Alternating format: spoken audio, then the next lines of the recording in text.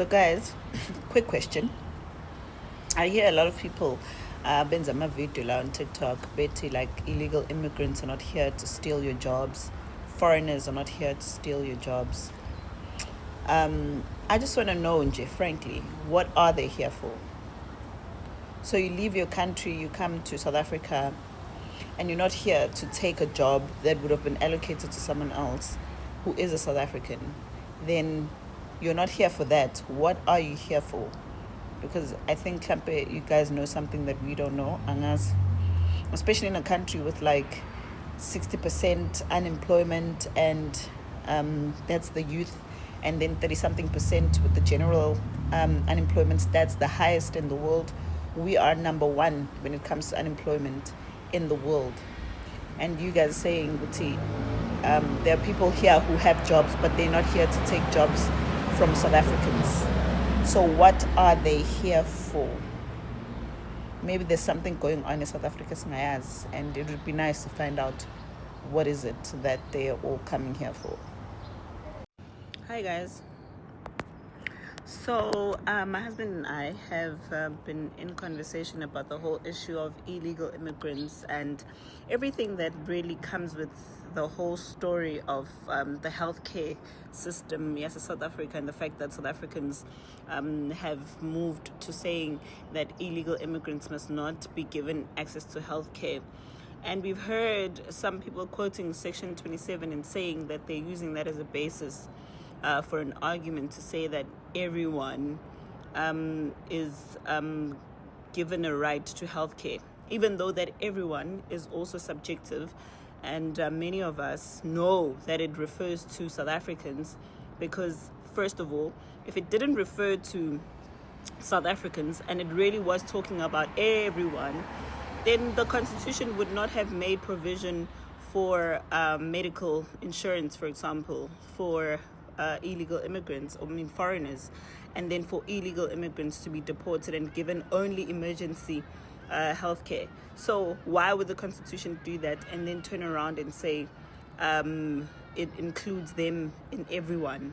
And also it didn't even make reference to which specific kind of medical healthcare in terms of public or private. But anyways, that's a different argument. My husband is actually telling me about a case that is called the Subramoney case. Now here is a very interesting case. Let me tell you why.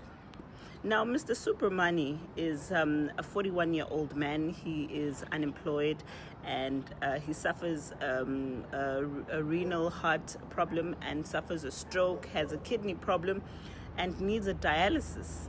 Now, when he needs a dialysis, he goes to Eddington Hospital and he tells them that, listen, guys, I need an emergency admission because I have a problem with my kidneys and therefore I need a dialysis and the hospital is like, sorry, we can't make you an emergency because there's other patients, and when there's other patients, we have to prioritize them because they're also like in dire need of healthcare.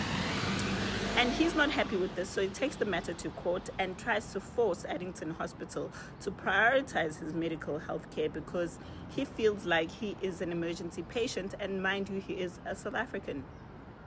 When he goes there and he asks for this court to hear him out, his argument is obviously Section 27 that everyone is quoting, the right to life, right to healthcare, right to housing, etc., etc.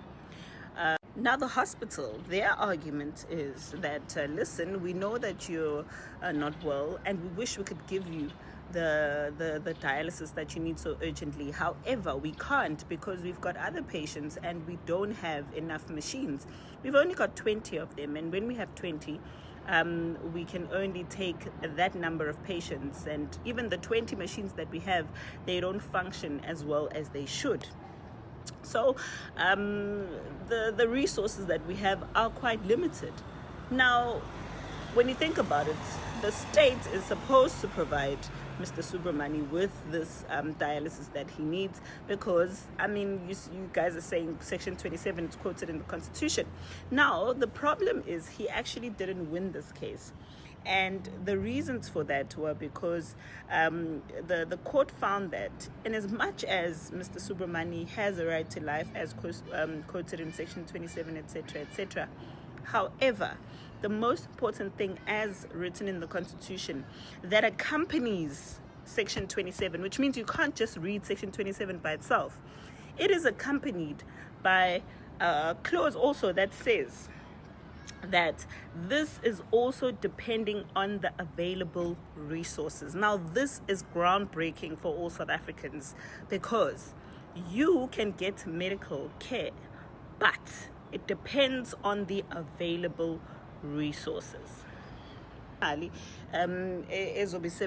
Izobe provided this healthcare for free, and it's going to be used from taxpayers' money, and it's a situation that can actually force a government to have extremely limited resources, which is where we find ourselves in at the moment when it comes to illegal immigrants and South Africans, which is why there is this huge struggle between South Africans and illegal immigrants to access resources.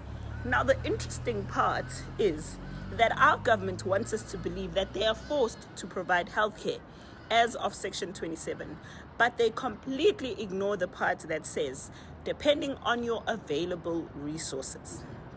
And we all know that right now there are no available resources, because you'll go to a hospital, there'll be no pills, there'll be no beds to sleep on, there'll be other things, and there'll be a long list of people waiting to access resources that they ideally should be getting but can't because they are not available. So why are we still fighting with our government to get rid of illegal immigrants? Because the simple argument is that we no longer have resources. The resources are no longer available. So thank you, goodbye. Please go and access them in your country, because South Africans cannot be not prioritized for illegal immigrants. So there it is, South Africa. Your government has been putting you second when they've got the option to actually put you first, by simply saying, we do not have enough resources to accommodate the whole of South Africa. So therefore, our constitution says, if we do not have available resources, then we can simply say, no, we don't have medication or whatever it is that you need for you. Section 27 doesn't go by itself. So I don't understand what kind of government is the one that will keep on highlighting Section 27 and deprive its own people of medication, of things that they should be accessing in terms of healthcare, when they can simply say, sorry, we would love to help you, but we can't because we don't have enough resources. Section 34A says of the Immigration Act that South Africans or anyone is not allowed to help, abet, or anything an illegal immigrant. You're not allowed to give them housing. You're not allowed to do this. Why are we ignoring this important part of the Immigration Act and allowing our government to give these people houses, to give them beds, to give them this and that? So, South Africans, time for you to stand up and do the right thing, because if you have been deprived of a bed, deprived of medication, deprived of anything, and you know for a fact that this has been given to an illegal immigrant who by right is supposed to be getting deported by our government, then you possibly have a leg to stand on to take that same government to court. And if they insist and keep on pushing for South Africans to be forced to share these resources with illegal immigrants, then the whole of South Africa needs to sue the entire government of South Africa, especially if you're in need of healthcare or any of these important resources that they are giving to illegal immigrants, because our government is the one that's breaking the law. So stand up, South Africans, and let's march and march until we win. We can no longer be second-hand citizens in our own country. It cannot be. It cannot be. It's time for us to stand up and fight until the end. There's so many things that they can say and do that can support the clauses in the Constitution that can make South Africans be put first. But here we are stuck with a government that is not willing So if you are saying that you are removing people who are putting themselves first in hospitals and clinics, government, then you need to be the one that is taken to court and arrested for all the lives that are lost, all the pills that people don't get, all the resources that they don't access, all the people sleeping on the floors, on the bed, because it's you, government, that is enabling that. You have a choice and you have a right to say to people, we don't have resources. Thank you. Goodbye. Hello Mzansi, welcome to Mgosa Mzansi. If today is your first time visiting this channel, please do the right thing and click the subscribe button, and also don't forget to smash the like button. Zuma yena, if you guys are saying that foreigners are not here to take our jobs, what are they here for?